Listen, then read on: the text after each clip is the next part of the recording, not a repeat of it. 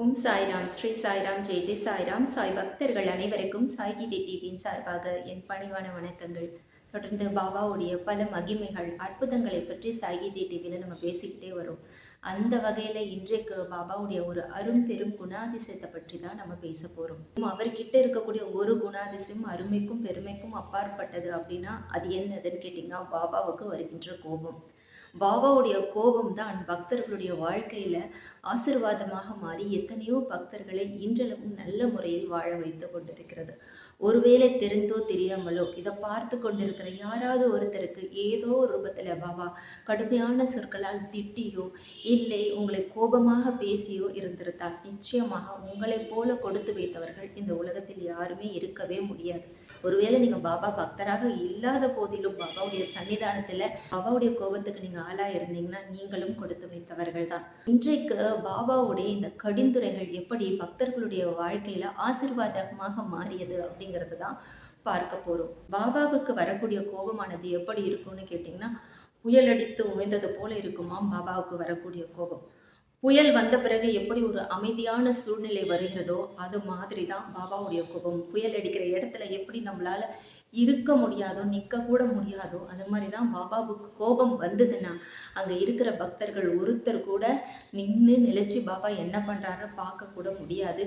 எதிர்த்து ஒரு கேள்வியும் கேட்க முடியாது. ஊமையை போல வாயற்று நிற்பார்கள். இல்லைன்னா அந்த இடத்த விட்டு ஓடியே போயிடுவாங்களாம். ஆனால் அதற்கப்புறம் வரக்கூடிய அந்த அமைதி, அந்த சலனமற்ற நிலை, மிக மிக ஆழ்ந்த கடலை ஒப்ப பாபாவின் ஒரு அமைதியான மனம், அவருடைய அந்த நடவடிக்கைகள் எல்லாம் புரியாத புதிராகவே அவர்களுடைய பக்தர்களுக்கு இருந்திருக்கு. இந்த புயல் அடித்து வரக்கூடிய அந்த அமைதியை போல இருக்கக்கூடிய பாபாவுடைய கோபம் அதுக்கப்புறம் ஆசீர்வாதமாக எப்படி மாறுது? பொதுவாக புயல் அடித்து முடிஞ்ச பிறகு அமைதியான சூழல் வந்து கொஞ்சம் நேரம் கழித்தோ இல்லை ஒரு நாள் கழித்தோ மறுநாள் பார்த்திங்கன்னா சூரியனுடைய ஒளி கிரணங்கள் பூமியின் மீது படர ஆரம்பிக்கும். அது நாள் வரையில் அந்த புயலுக்கு உண்டான அத்தனை தாக்கத்துக்கும் ஆட்பட்ட அந்த செடி கொடிகளாக இருக்கட்டும் பூமி மேலே இருக்கக்கூடிய உயிரினங்களாக இருக்கட்டும், அந்த சூரியனுடைய ஒளி கதிர்பட்டதும் எப்படி பிரகாசமாக ஜொலிக்கிறதோ அது போல தான் பாபாவுடைய கோபம் வந்து போன பிறகு அவர்களுடைய பக்தர்களுடைய வாழ்க்கை பாபாவின் ஆசிர்வாதம் என்கின்ற சூரிய ஒளிக்கிரணங்களை போன்ற பிரகாசமான அந்த ஆசிர்வாதத்தால் அப்படியே ஜொலிக்கும் அப்படிங்கிறது தான் இங்கே உண்மை. பொதுவாக பாபாவுக்கு வரக்கூடிய கோபமானது இரண்டு வகையாக நம்ம பிரிச்சுக்கலாம். ஒன்று புரிகின்ற கோபம், இன்னொன்று புரியவே புரியாத கோபம். புரிகின்ற கோபம்னா பாபா இதுக்குத்தான் கோபப்பட்டார் அப்படின்றது சுற்றி இருக்க எல்லோருக்குமே புரியும். புரியாத கோபம்ன்றது யாருக்குமே சுத்தமாகவே எதற்காக பாபா கோபப்பட்டாருன்னு புரியறதுக்கே மாத கணக்கு வருட கணக்கு கூட ஆகுமா. ஒரு சில நேரங்களில் யாருக்கு அந்த கோபம் தாக்கியதோ அவருக்கு மட்டுமே புரியக்கூடிய சூழ்நிலை கூட உண்டாயிருக்கு. இந்த புரிகின்ற கோபம் எப்படின்னா சாதாரணமாக நம்ம நடைமுறை வாழ்க்கையில் நம்மளுடைய தாய் நம்மளிடத்துல கோபப்படுவாங்க. சின்ன சின்ன நடத்தையில் சின்ன சின்ன தவறுகள் செய்யும் பொழுது அன்றாட வாழ்க்கை நிகழ்வுகளில் நம்ம சில தவறுகள் வழிமாறி போகும் பொழுது ஒரு தாய்க்கு உண்டான கண்டிப்பு எப்படி இருக்குமோ அப்படித்தான் தன் பக்தர்களிடம் கண்டிப்போடு நடந்து கொள்வார். அதுதான் பாபா காட்டுகின்ற புரிகின்ற கோபம். அது எல்லோருக்கும் புரிந்துவிடும். நடத்தை கோளாறு காரணமாக பாபா கோபப்பட்டிருக்கார் அப்படிங்கிற விஷயம் எல்லோருக்கும் புரிந்துவிடும். பொதுப்படையில் பாபா எல்லோருக்கும் அறிவுரையை வழங்குவது போல மறைமுகமாக தவறு செய்தவருக்கும் அறிவுரையை வழங்கி திருத்தி விடுவார். தன்னுடைய பக்தர்கள் நெறிமாறி போவது பாபாவுக்கு பிடிக்காது. எப்படி ஒரு தாய்க்கு பிடிக்காதோ அது மாதிரி பிடிக்காது. சில நேரங்களில் அந்த கசப்பான மருந்த தாய் வழிந்து தன் குழந்தையின் வாயில புகட்டுறது எப்படியோ அது மாதிரி தான் உணர்வை அந்த குறிப்பிட்ட மனிதருக்கு அது கொடுத்திருக்கும். ஆனால் பிற்காலத்தில் அதை அவருடைய நன்மை கருதியே பாபா கொடுத்தார்ன்றது புரிய வரும்.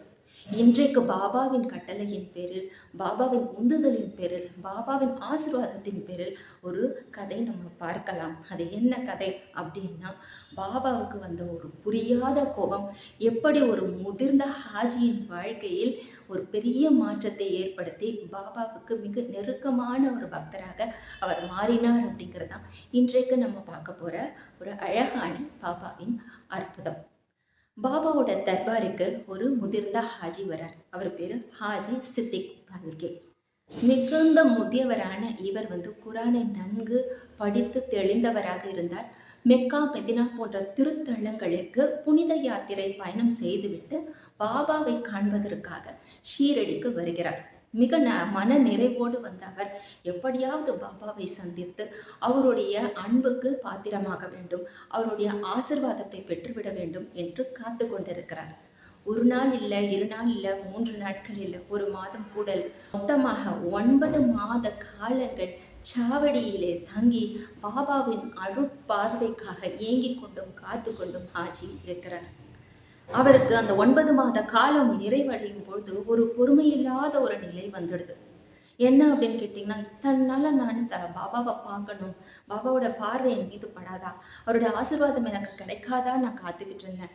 ஆனால் இது நாள் வரையிலும் அது நடக்கவே இல்லையே என்ற மனம் தளர்ந்துற்று போகும் சூழ்நிலையில் சுற்றி இருக்க பக்தர்கள்ல ஹாஜிக்கு தேற்றுதல் சொல்கிறார்கள். கவலைப்படாதீங்க, பாபாவுடைய நெருங்கிய பக்தரான மாதவராவ் தேஷ்பாண்டே அணுகுனீங்கன்னா நீங்கள் பாபாவை சுலபமாக அணுகி பேசிவிடலாம், அவருடைய ஆசீர்வாதத்தை பெற்றுவிடலாம், அவருடைய உதவியை நாடுங்கள் அப்படின்னு சொல்கிறாங்க. சிவபெருமானை அணுகுவதற்கு எப்படி நந்திகேஸ்வரர் தேவைப்படுகிறாரோ அது மாதிரி அப்போ பாபாவை அணுகுவதற்கு மாதவராவ் தேஷ்பாண்டே பல பக்தர்களுக்கு தேவைப்பட்டார். அதே போல மாதவராவ் தேஷ்பாண்டே போய் ஹாஜி சந்திக்கிறார்.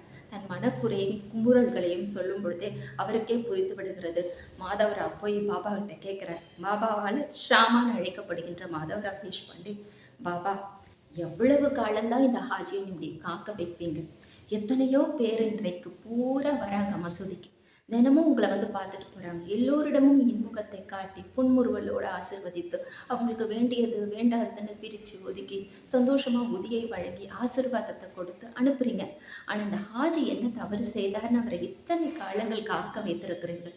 9 மாத காலங்கள் காத்திருந்த ஹாஜிக்காக ஷாமா கேட்க போனதும் பாபா மனதுருகி, சரி அவரிடம் 3 கேள்விகள் நான் கேட்கிறேன், அதற்கு பதிலை பெற்றுக்கொண்டு வா அப்படின்னு அனுப்புகிறார். அதில் முதல் கேள்வி என்னவென்றால், பார்வை கிணற்றுக்கு அருகிலே இருக்கக்கூடிய குறுகிய ஒத்தையடி பாதையில் அவர் மட்டும் வருவாரா என்று கேட்டு வா அப்படின்னு கேட்கிறார். அவரும் வருகிறேன் என்ற உடன்பாட்டு விடையோடு திரும்ப வருகிறார். இரண்டாவது கேள்வி, மொத்தம் 40,000 ரூபாயில் 4 தவணைகளில் அவர் எனக்கு தர தயாரா என்று கேட்டுவான்னு சொல்றாங்க. ஹாஜிம் அதற்கு 40,000 என்ன 40 லட்சம் கூட நான் கொடுக்கிறேன் அப்படின்னு சொல்றார்.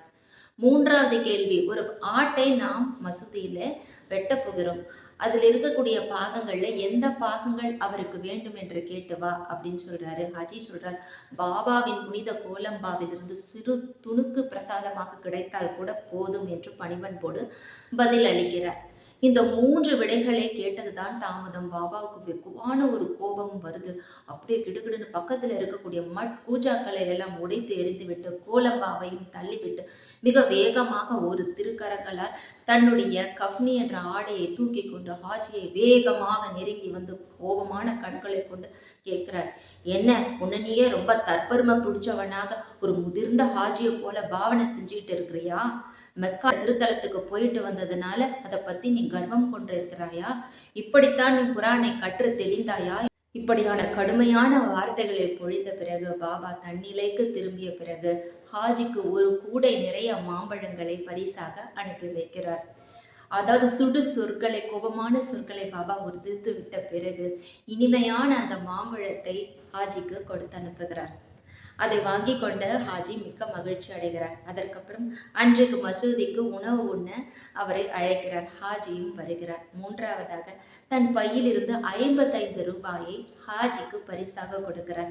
அதற்கப்புறம் அடிக்கடி ஹாஜி பாபாவின் தர்பாருக்கு வந்தார். பாபாவிடம் நெருக்கமான ஒரு பக்தராக மாறினார் என்று சொல்ல தேவையில்லை. இந்த கதை முடிந்து விட்டது. ஹாஜியும் பாபாவின் ஆசிர்வாதத்தை பெற்றுக்கொண்டார். ஆனால் இது நாம் புரிந்து கொண்டது என்ன அப்படிங்கிறது தான் இங்க முக்கியம். பாபா கோபப்பட்டதனால் ஹாஜி பெற்றது என்ன? பாபாவிடம் என்ன மாதிரியான ஆசிர்வாதத்தை ஹாஜி பெற்றார்? இந்த 9 மாத காலங்களில் பாபா அந்த ஹாஜியுடைய ஆன்மீக முதிர்ச்சிக்காக பயன்படுத்தி கொண்டார்.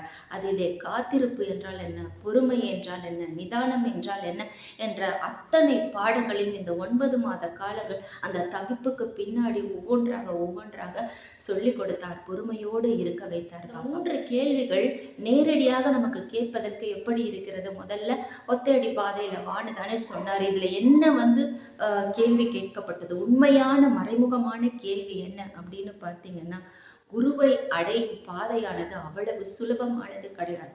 அது மிகவும் குறுகிய ஒத்தையடி பாதை. எப்பொழுது பாபா ஒருவரிடம் கொடு என்ற வார்த்தையை உபயோகப்படுத்தி விட்டாரோ அப்பொழுதே அவர் மிகப்பெரிய ஆசீர்வாதத்திற்கு ஆளாகிவிட்டார் என்றுதான் அர்த்தம். கொடு என்பது இங்கு பணத்தை குறிக்கவில்லை. உன்னை என்னிடம் கொடு, நீ முழுமையான சரணாகதி அடைந்து விடு என்பதே அந்த அர்த்தம். அது எவ்வளவு பெரிய ஆசிர்வாதம் என்பது உங்கள் எல்லோருக்கும் இப்பொழுது புரிந்திருக்கும். இது நாள் வரையில என்னுடைய உடல், என்னுடைய மனம், இது ரெண்டின் செயல்பாட்டில் நான் என்னுடைய சிந்தனைகளை செலவழித்து, என்னுடைய அறிவு, அதிலிருந்து எழக்கூடிய கர்வம், இதை எல்லாவற்றையும் செலவழித்து நான் ஈட்டிய பணம் மேலும் மேலும் என் எண்ணங்களை தூண்டுகிறது. இன்னும் கொஞ்சம் நம்ம சம்பாரிச்சா என்ன, இன்னும் வசதியாக வாழ்வோம் இல்லையான்ற ஆசைகள், இதை அனைத்தையும் ஒரு சேர என்னிடம் கொடுத்து விடு. ஆனால் 4 தவணைகளாக பிரித்து கொடு. ஏனால் ஒரு குருவை சரணாகதி அடைவது என்பது அவ்வளவு சுலபம் அல்ல. நம் உடல், அந்த உடலில் இருக்கக்கூடிய மனம், அந்த மனதில் இருக்கக்கூடிய எண்ணங்கள், அந்த எண்ணங்கள் சொல்கின்ற விருப்பங்கள், அதை நிறைவேற்றுவதற்காக நாம் செலவழிக்கக்கூடிய வாழ்நாள் சக்தி அனைத்தையும் நாம் கொடுத்து விட வேண்டும். அதனால்தான் பாபா அதை 40,000 ரூபாய் என்றும், அந்த 40,000 4 தவணைகளாக என்னிடம் கொடு என்றும் சொன்னார். ஆனால் உட்கொருத்து, நீ என்னிடம் சரணாகதி அடைந்து விடு, அதற்கு நீ தயாரா என்பதுதான். 3வது கேள்வியாக பாபா கேட்பது, ஒரு ஆட்டை மசூதியில் வெட்ட போகிறோம், அதில் சில பாகங்களை சொல்லி இதில் எந்த பாகம் வேண்டும் என்று கேட்டுவான்னு பாபா சொல்லி அனுப்புகிறார். ஒரு மனிதனின் தலைகணம் அழிய வேண்டும், அவனுடைய அகங்காரம் அழிய வேண்டும் என்றால் அவனுடைய கர்வம் அடக்கப்பட வேண்டும். அவன் அகங்காரமற்றவனாக இருந்தால் தான் பாபாவை காண முடியும். நீ என்னை காண வேண்டும் என்றால் நீ அகங்காரமற்றவனாய் என்னுடைய 2 விரல்களுக்கு இடையில் இருக்கக்கூடிய என் கால் கட்ட விரலை தியானம் செய்தால் என் ஒளியை நீ காண முடியும்னு பாபா சத்சரிதத்தில் குறிப்பிடுகிறார். அதை நாம் இங்கே யோசித்து பார்க்க வேண்டும். நம்மளுடைய எண்ணங்கள், இந்த மூளையில் எழக்கூடிய அந்த சிந்தனைகள், அந்த கர்வத்தை எல்லாம் பாபா வழி கொடுக்க போகிறார். ஹாஜி மனதில் இருந்தக்கூடிய அத்தனை தேவையற்ற சிந்தனைகளையும் பாபா வழி கொடுக்க போகிறார். இப்பொழுது என்னிடம் உனக்கு என்ன வேண்டும், ஆசீர்வாதம் கொடுக்க தயாராக இருக்கிறேன், என்ன வேண்டும் என்று கேட்கிறார். இங்கேதான் ஹாஜி அழகான ஒரு பதிலை சொல்கிறார். பாபா, உங்கள் கோலம்பாவிலிருந்து சிறு துணுக்கு கிடைத்தால் கூட போதும். அதாவது நீங்கள் எது கொடுத்தாலும் எனக்கு சரிதான், நீங்கள் துளியேனும் கொடுத்தா கூட போதும் அப்படின்னு சொல்கிறார். அதுதான் இறைவன் அளிக்கக்கூடிய பிரசாதத்திற்கும் நாம் தினமும் சமைத்து உண்ணக்கூடிய உணவுக்கும் உள்ள வித்தியாசம். நம்ம சமைக்கிற உணவு கூட கொடுக்காத திருப்தி இறைவன் அவர் திருக்கரங்களால் ஒரு துளியேனும் கொடுக்கிறார் பார்த்தீங்களா, அந்த பிரசாதம் அது முழுமையான திருப்தியை கொடுக்க வல்லது. அந்த பிரசாதத்தை வாங்கிக்கிறதுக்காக நம்ம 2 கரங்களையும் இப்படி ஏந்தி கொண்டு செல்கிறோம் பார்த்தீங்களா, அதுதான் பாபா நம்மிடம் எதிர்பார்ப்பது.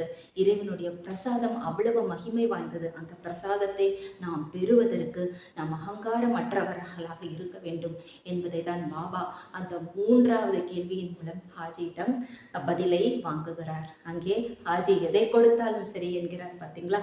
அப்பதான் பாபா ஏன் நான் இத்தனை நாள் காக்க வச்சேன் அப்படின்ற காரணம் புரியணுன்றதுக்காக தான் கோபமான வார்த்தைகளை சொல்கிறார். ஆக அதுதான் ரிசல்ட்.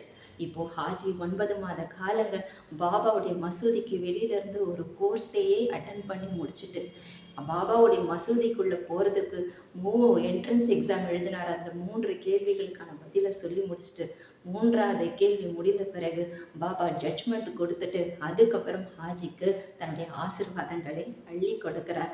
அதுதான் இனிப்பான அந்த 1 கூடை மாம்பழம், அதற்கப்புறமா அவருக்கு உண்டான விருந்து, அதற்கப்புறமா பாபா கொடுத்த அந்த 55 ரூபாய். குறுகிய ஒற்றையடி சாலையில் நாம் மட்டுமே பயணிக்க வேண்டும். நாம் இன்று நாள் வரையிலும் சேர்த்து வைத்த அறிவு, நம்மளுடைய சிந்தனை, நாம் கற்ற கல்வி, ஞானம், பதவி, பேர், புகழ் எல்லாவற்றையும் சுமந்து கொண்டு போகவே முடியாது என்ற அழகான வார்த்தைகளின் மூலமாக ஒரு பெரிய வாழ்க்கை பாடத்தை ஹாஜிக்கு எடுத்துரைத்தது மூலமாக ஹாஜியை விடுதலைக்கும் பரகதிக்கும் பிறவா நிலையை அவர் எய்துவதற்கும் பாபா ஹாஜியை ஆசிர்வதித்தார் என்றுதான் இங்கு நாம் சொல்ல வேண்டும். பாபாவின் கருணையும் அவருடைய கற்பிக்கும் முறையும் அதை நம் வார்த்தைகளால் விவரிக்கவே முடியாது. இன்றைய பதிவில் பாபா அவருடைய கடிந்துரைகளின் மூலமாக ஹாஜியை எப்படி தன்னோடு சேர்த்து அரவணைத்து கொண்டார் என்பதை நாம் தொடர்ந்து சாய்கீதை டிவியில் பாபாவின் பல மகிமைகளை பற்றி சாயின் ஆசிர்வாதத்துடன் பேசுவோம். ஜெய் ஜெய் சாய்ராம்.